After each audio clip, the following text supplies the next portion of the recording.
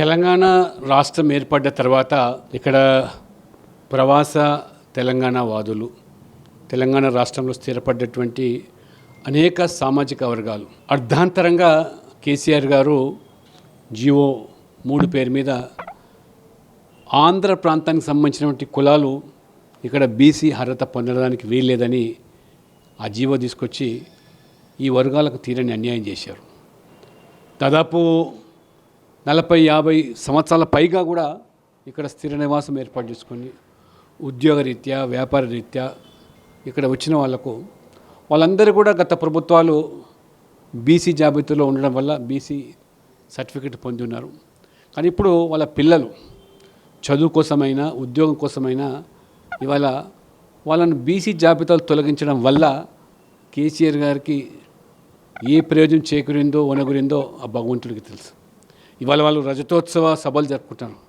అంటే సామాజిక న్యాయం అన్నప్పుడు దాని ప్రాంతాల పేరు మీద ఇక్కడ ఈ రాష్ట్ర అభివృద్ధిలో వాళ్ళు శ్రామికులుగా వ్యాపారులుగా అనేక రకాలుగా ఇక్కడ వచ్చి స్థిరపడ్డ వాళ్ళకి ఇవాళ తాతలు తండ్రులేమో బీసీలు, కొడుకులు కూతుళ్ళు ఇవాళ ఓసీలుగా పరిగణించేటువంటి అనాలోచిత చర్య. ఆ రోజే నేను స్వయంగా రాష్ట్ర అధ్యక్షునిగా ఉన్నాను. బీజేపీ రాష్ట్రంలో ప్రభుత్వం తీసుకుని నేను తప్పు పట్టడమే కాకుండా ఈ 26 కులాలను తిరిగి మళ్ళీ బీసీ జాబితాలో చేర్పించాలని చెప్పి పదే ఈ వర్గాలన్నీ కూడా హైదరాబాద్ చుట్టుపక్కలే కాకుండా రంగారెడ్డి జిల్లాలోనే కాకుండా అనేక ప్రాంతాల్లో జిల్లాలో నివసిస్తున్నటువంటి 26 కులాలు కళింగ కానీ తూర్పు కాపులు కానివ్వండి లేకపోతే కొప్పుల వెలమ కానీ రకరకాలుగా వాళ్ళు ఉత్తరాంధ్రకు సంబంధించిన వాళ్ళు ఇతరత్ర ప్రాంతాలు మరి ప్రాంతం వేరైనప్పుడు ఇక్కడికి వచ్చి స్థిరపడి ఈ రాష్ట్రం యొక్క మరి అభివృద్ధిలో కానీ వారి మరి జీవన ఉపాధి కోసం చేత పట్టుకొని వచ్చిన వాళ్ళ మీద ఇంత కక్ష సాధింపు ఎందుకు చర్య అని చెప్పి ప్రశ్నిస్తే జవాబు లేదు. దాన్ని ఆసరాగా తీసుకొని రేవంత్ రెడ్డి గారు మొన్న ఎన్నికల్లో మరి మమ్మల్ని నమ్మండి కాంగ్రెస్ పార్టీకి ఓటేస్తే ఖచ్చితంగా 26 కులాలు తొలగిస్తాను, అందులో తొలగించిన కులాలను మళ్ళీ బీసీ జాబితాలో చేర్పిస్తానని చెప్పారు. 15 మాసాలుగా వస్తుంది. కేవలం వాళ్ళను ఎన్నికల్లో వాడుకోవడం తప్పితే ఇతరత్ర కాదు. కేటీఆర్ గారు కూడా జిహెచ్ఎంసీ ఎన్నికలప్పుడు కూడా వీళ్ళందరినీ కూడా మళ్ళీ సమావేశపరిచి మమ్మల్ని నమ్మండి, ఒకసారి మళ్ళీ అవకాశం ఇవ్వండి, మీకు న్యాయం చేస్తామని చెప్పాడు. ఇద్దరు కూడా మోసం చేశారు. ఆ రోజు నేను స్వయంగా ఈ అంశాన్ని ప్రభుత్వం మీద ఒత్తిడి పెంచడానికి అనేక కార్యక్రమాలే కాకుండా ఈ వర్గాలు సంఘాలన్నీ నా దగ్గరకు వచ్చినప్పుడు గవర్నర్ గారి దృష్టి కూడా తీసుకెళ్ళడం జరిగింది. గవర్నర్ గారు కూడా వీరు న్యాయం చేయాలా, ఖచ్చితంగా మరి ఈ పిల్లలు ఎవరైతే ఉన్నారో చదువు నిమిత్తము చిన్న కొలువుల కోసం బీసీ సర్టిఫికేట్ లేకుండా చాలా అన్యాయానికి గురవుతుందని చెప్పినప్పుడు గవర్నర్ కూడా ప్రభుత్వం సిఫార్సు చేస్తే తప్పకుండా నేను కూడా మరి దానికి అనుగుణంగా మరి జీవోలు తీసుకొచ్చినట్లు సహాయపడతానని చెప్పారు. కానీ ఈ 2 కాంగ్రెస్ పార్టీ బీఆర్ఎస్ మోసం చేసింది.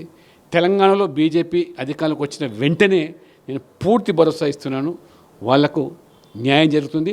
ఖచ్చితంగా ఈ 26 తొలగించిన కులాలను బీసీ జాబితాలో చేర్పించడమే కాకుండా ఈ కాంగ్రెస్ పార్టీకి ముస్లింల మీద ఉన్నట్టు ప్రేమ, గతంలో బీసీలుగా చెల్లమనేటువంటి వీళ్ళ మీద ఎందుకు ఇంత కక్ష అంటే కేవలం ఓటు బ్యాంక్ రాజకీయాలు, ఓట్ల కక్కుర్తితో ఈ సంతుష్టికర రాజకీయాలు తెలంగాణ చెల్లవు. సామాజిక న్యాయం అంటే ఏ వర్గాలైతే సామాజిక వివక్షకు గురైనాయో ఆర్థికంగా లేదా ఇవాళ రాజకీయ పరంగా కనీసం మరి ప్రాతినిధ్యం లేనటువంటి వర్గాలకు తెలంగాణలో న్యాయం జరగాలని చెప్పి మేము భావిస్తున్నాం. ఇవాళ రాజ్యసభ సభ్యునిగా నేను నేషనల్ బ్యాక్వర్డ్ క్లాస్ కమిషన్ దృష్టి కూడా తీసుకెళ్లడం జరిగింది.